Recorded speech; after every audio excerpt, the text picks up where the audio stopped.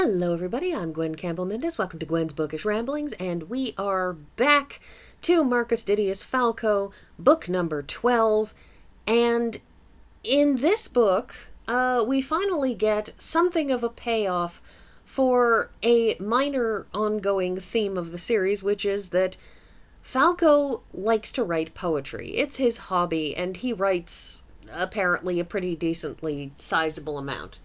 So, at the start of this, one of the slightly upper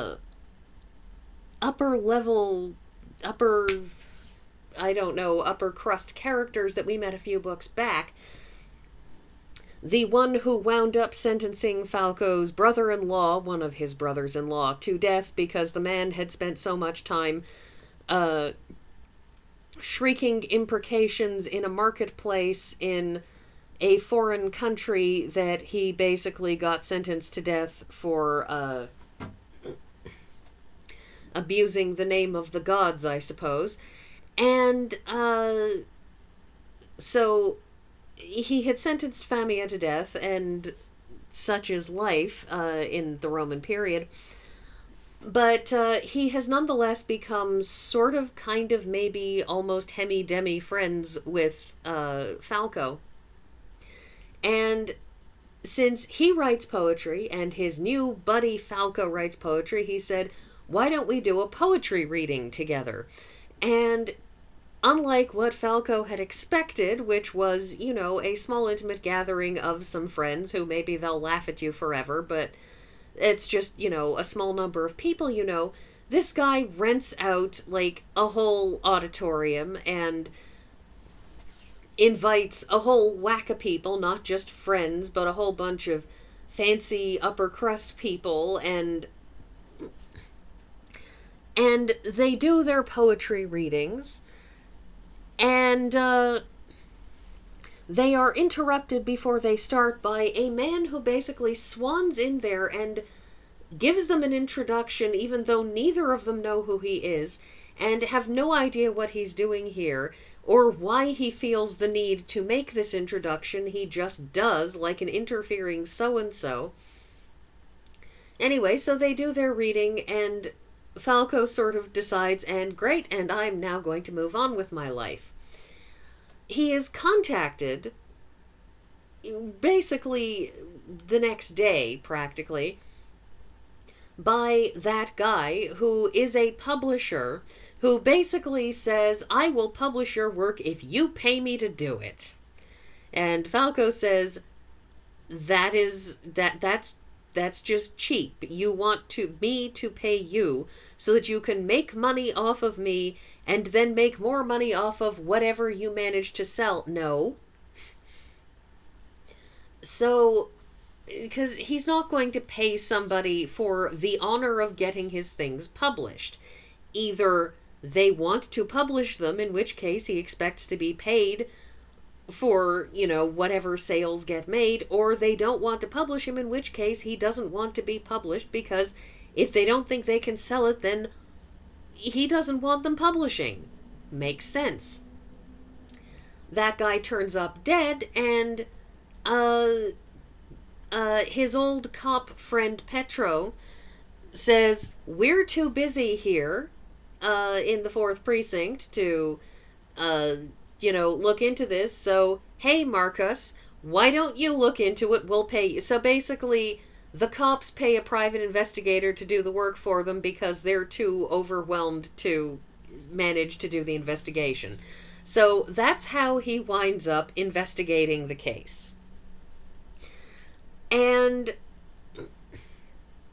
so this whole thing, this particular book returns us firmly back to the investigative gumshoe territory. We're back in, in the PI format. There's no political waffling. There's no complications, involving travel or political intrigues or assassinations. This is just straight up murder mystery. And Falco has to follow through and figure out what's going on.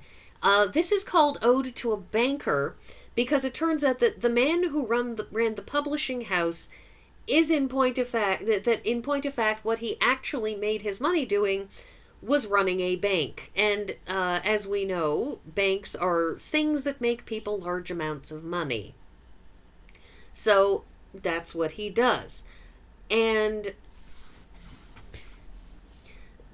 so we follow through this with, there's a subplot line about Falco's younger sister Maya, who, because it was her husband who died 2 books back, and, you know, in the last book she was sort of just trying to figure out what she's going to do with herself, because she is now a single mother, and while her husband was something of a ne'er-do-well, he did still pay for some of the things to do with the children's upkeep. He had a job.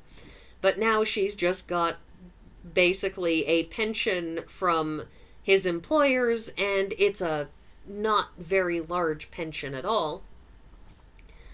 And so there's been some back and forth in figuring out what she's going to do, and some back and forth that's been going on because Falco's sometime ally, sometime enemy Anacrates, because Falco had left Anacrates with his mom several books back when Anacrates had nearly been beaten to death, Falco's mother has developed an abiding affection for Anacrates, who is now kind of a family friend-ish, even though Falco really doesn't want that, because Anacrates has done several things to actively try to get him killed.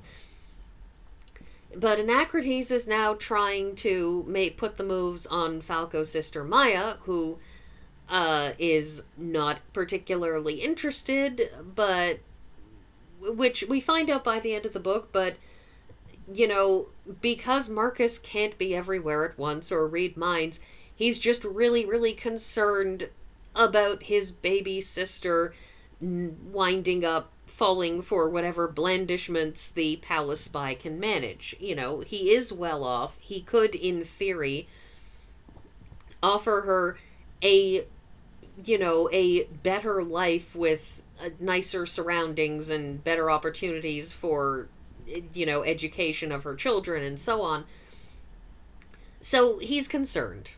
And then one of his older sisters decides to inform him that she thinks that Anacrates and his mother are having an affair, which, that really puts the cat among the pigeons for Falco and for his father. And there's a lot that sort of goes around on this about Anacrates and his motivations and what he's after and if anybody is sleeping with him or not, and whether or not Falco's mother's finances and personal life are his business or not his business, and it sort of reemphasizes one of the threads that cuts through this series, which is Falco's constant reiteration that, he is ostensibly the paterfamilias. He is the oldest surviving male issue of the family, and as such, he is, in theory at least, in charge of the family, which this series makes very clear is not entirely true, because his mother is clearly the actual power in the family, and his sisters do whatever they want, and he doesn't actually have any control over it. Now, part of that, of course, is because Falco is a man with we could call it a modern perspective, in that he feels that if a woman is functionally capable of thinking for herself, which most of them are, that he sees no reason why they should be locked away in, a room somewhere and kept from doing things. It's why he brings Helena with him on investigations periodically, because she has the ability to ask some very insightful questions he wouldn't necessarily have thought of. Also, of course, she is a patrician, which will get her into, high society places that he can't get into, and as a woman she can get into places he can't get into. So, he does involve her in that, and he doesn't expect her to sit quietly and meekly by and apply her loom. But also, of course, he doesn't expect that of his mother or his sisters, who all basically, if he tries to in any way exercise his authority as paterfamilias, they make dismissive noises and walk away. Which is, I think, in part because he does not, in fact, exercise the power he could have. That it's very much the notion that he feels that if he were to, in fact, inflict, the demands on the women in his life that he ought to, quote unquote, for social position reasons and so on, that, he feels that he would not be as good a person as he would be if he just lets them get on with whatever they're doing.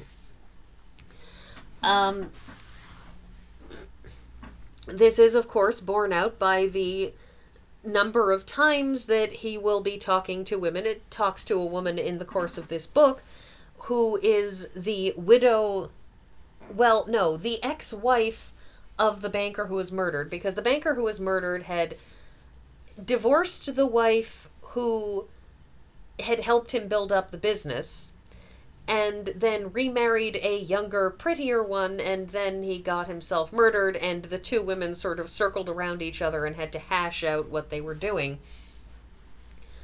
But the ex-wife, whenever he talks to her, she is clearly fully competent, and that it doesn't even occur to her, as he points out, that she could have said, well, I am just a poor woman, I would never understand any of this, that it doesn't even occur to her that she could say that and get away with it in Rome, that instead what she says is, oh, yeah, but we never did that in the business, and I would know this because I had equal power in the decision-making for the business.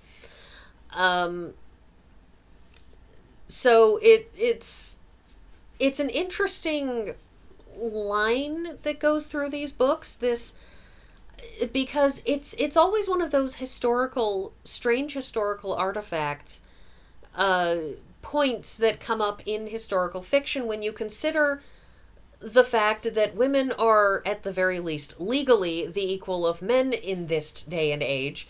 I'm not going to have any sort of discussion about the complexities of whether or not a woman is actually a man's equal or not in reality. We're just going to talk about legalities here. And legally, women are men's equal, and certainly the freedoms that women have, if you went back 100 years to the day from where we are now, and brought one of those women forward, if you brought a suffragette forward to the present, they would be probably partly appalled by some of the social developments of recent years, but they would also probably find it a remarkably free existence. Existing unchaperoned because it is assumed that you can handle your own things, being able to handle your own business without a man because it is legally assumed that you can do so, being in a position where people cannot legally prevent you from buying properties or doing things strictly because of your sex. So when you go back in time to these previous eras where women are fundamentally not able to run a business without a man to intercede on their behalf, to purchase it, to set it up for them, or otherwise, women who need to have particular legal requirements met in order to do certain things, who can't work certain jobs because they're women. All of these things, they inform they inform a backdrop that exists at the same time as this understanding that people are people and women were just as mentally competent then as they are now, and thus you would have had women who would have been doing all of these things, in fact, if not legally.